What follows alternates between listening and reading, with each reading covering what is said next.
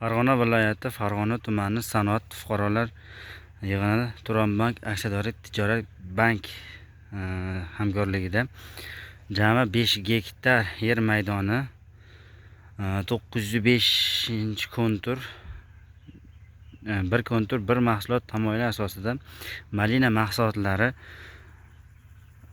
yetishtirilmoqda. Loyiha agrotexnik ishlari olib borilib malina mahsulotlari ekilgan. Loyihaga 28 nafar dehqon xo'jaligi biriktirilgan. Har bir dehqon xo'jaligi 15 sotidan yer maydoniga to'g'ri keladi. Loyiha biriktirilgan 5 gektar maydonda jami 32 tonna har bir dehqon xo'jaligiga 8-10 tonna mahsulotlar olish rejalashtirilmoqda. Malina kuz mavsumi yakunlanguncha terim davom etadi. Undan keyin esa agrotexnik ishlari olib boriladi.